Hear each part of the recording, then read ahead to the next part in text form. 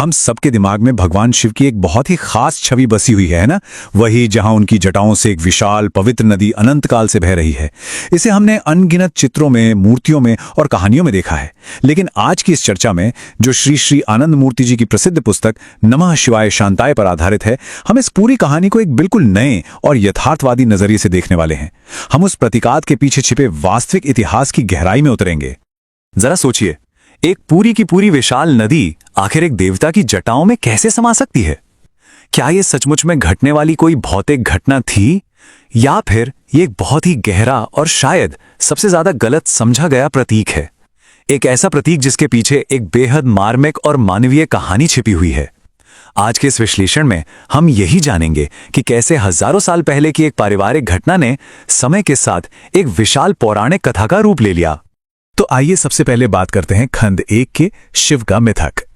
देखते हैं कि इन प्राचीन प्रतीकों की शुरुआत कैसे होती है। समाज का एक बहुत बड़ा हिस्सा आज भी एक बहुत ही लोकप्रिय कथा पर विश्वास करता है।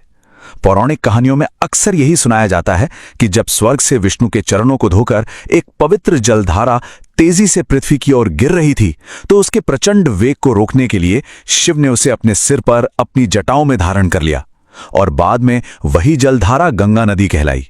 सच कहूं तो यह कहानी सुनने में बहुत ही भव्य और चमत्कारिक लगती है, लेकिन अगर हम इतिहास के पन्नों को पलटें तो वास्तविकता की जड़ें इस चमत्कार से बहुत अलग और बहुत गहरी नजर आती हैं।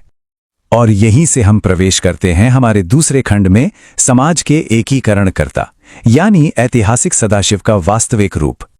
अगर हम इस पौराणिक आवरण को हटा दें और आज से लगभग 7000 वर्ष पीछे जाएं, तो हमें ऐतिहासिक सदाशिव का वास्तविक जीवन दिखाई देता है। उनका मूल कार्य कोई चमत्कार करना नहीं था, बल्कि वे एक महान समाज सुधारक थे। उस समय का समाज बहुत ही असंबद्ध और अलग अलग हिस्सों में बटा हुआ था। सदाशिव ने मनुष्यों के बीच के इन भेदभावों और सामाजिक बाधाओं को जड़ से खत्म करने का अथक प्रयास किया। खास तौर पर आर्य और अनार्य जातियों के बीच जो निरंतर और कड़वे संघर्ष चल रहे थे, शिव ने उन्हें सुलझाया। उन्होंने खुद को एक केंद्र के रूप में स्थापित किया और समाज में एक ऐसा स्नेहमय वातावरण बनाया जिससे सभी को एकजुट किया जा सके। अब आते हैं तीसरे खंड पर, शिव का विविधतापूर्ण परिवार और कैसे उन्होंने विवाह के माध्यम से समाज का एकीकरण किया। अब देखिए, शिव केवल समाज में एकता का उपदेश देकर रुक नहीं गए। उन्होंने इस एकता को अपने निजी जीवन में भी पूरी तरह से जिया। उनका अपना परिवार उस समय की सामाजिक विविधता का सबसे शानदार उदाहरण था। इस तालिका पर नजर डालिए। यह सिर्फ विवाह का विवरण नहीं है, यह एक बहुत बड़ा समाज शास्त्रीय एकीकरण है। उनकी 3 पत्नियां थीं और तीनों बिल्कुल अलग अलग जातियों और क्षेत्रों से थीं। पहली आर्य कन्या पार्वती, जो गौरवर्ण की थी और उनके पुत्र हुए भैरव। दूसरी द्रवण कन्या काली, जो कृष्ण वर्ण की थी और उनकी पुत्री हुई भैरवी। और तीसरी थी तिब्बत अंचल की मंगोल जाति की कन्या गंगा, जो पीतवर्ण की थी और उनके पुत्र का नाम था कार्तिकेय। यह जानबूझकर अपनाया गया एक ऐसा मॉडल था जहां शिव विभिन्न जातियों को एक ही परिवार के धागे में पिरो रहे थे। और इस एकीकरण का असर देखिए, गंगा के पुत्र कार्तिकेय का प्रभाव किसी एक क्षेत्र तक सीमित नहीं रहा। आज भी उन्हें पूरे देश में अलग अलग नामों से पूजा जाता है। उत्तर में कार्तिकेय, कार्तिक, षणमुखम, षडानन और दक्षिण में, खासकर तमिल में, बालसुब्रमण्यम या मुरुगन के नाम से। यह स्पष्ट रूप से दर्शाता है कि शिव के इस एकीकृत परिवार की जड़ें तत्कालीन समाज में कितनी गहराई तक फैल चुकी थीं। लेकिन हर परिवार की कुछ अपनी उलझनें होती हैं। खंड 4 में हम बात करेंगे गंगा के दुख की, एक मां का मौन शोक। जाहिर है, जब परिवार इतना बड़ा और विविध हो तो उसके अंदर की गतिशीलता भी उतनी ही जटिल होती है। यहां हम तिब्बत अंचल की राजकुमारी यानी गंगा के जीवन के एक बहुत ही संवेदनशील पहलू को देखेंगे। अगर हम शिव की संतानों के जीवन मार्ग की तुलना करें तो एक बहुत बड़ा अंतर दिखाई देता है। पार्वती के पुत्र भैरव और काली की पुत्री भैरवी, ये दोनों ही बहुत धर्मिष्ठ थे और तंत्र के गहरे साधक थे। उनका आध्यात्मिक झुकाव बिल्कुल स्पष्ट था। लेकिन गंगा के पुत्र कार्तिकेय इन सबसे अलग थे। उनका ध्यान तंत्र साधना या उस तरह के आध्यात्मिक मार्ग की ओर नहीं था जैसा कि परिवार के बाकी बच्चों का था। और यहीं से समस्या शुरू होती है। अपने इकलौते पुत्र के इस बिल्कुल भिन्न स्वभाव के कारण गंगा को बहुत गहरी मनोवैज्ञानिक पीड़ा होती थी। एक माँ होने के नाते अपने पुत्र के चुने हुए मार्ग को लेकर वो मन ही मन एक गहरे शोक में डूबी रहती थी। देखा जाए तो ये एक बहुत ही स्वाभाविक और मानवीय स्थिति है, जहां एक माँ अपने बच्चे के भविष्य को लेकर चिंतित और दुखी है। और अब हम पहुंचते हैं इस विश्लेषण के सबसे दिलचस्प हिस्से पर, खंड 5, रूपक से पुराण तक। आखिर इतिहास एक मिथक का रूप कैसे ले लेता है? ये समझना सच में बहुत रोचक है कि कैसे एक आम मानवीय घटना समय की धारा में बहकर एक चमत्कारिक मिथक में बदल जाती है।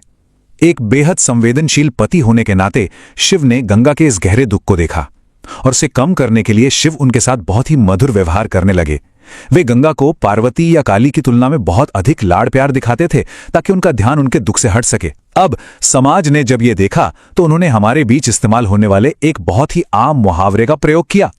लोगों ने कहा कि शिव ने तो गंगा को सिर चढ़ा रखा है। गौर कीजिए, ये कोई भौतिक सच नहीं था, ये तो बस किसी को जरूरत से ज्यादा दुलार देने का एक भाषाई तरीका था, एक मुहावरा था। जरा इस क्रमिक विकास को देखिए, यह सचमुच अद्भुत है। पहला कदम, सदाशिव अपनी पत्नी के दुख को कम करने के लिए उन्हें कुछ ज्यादा ही स्नेह देते हैं। दूसरा कदम, आसपास का समाज इस व्यवहार को देखता है और तंज कसते हुए कहता है कि शिव ने गंगा को सिर चढ़ा रखा है।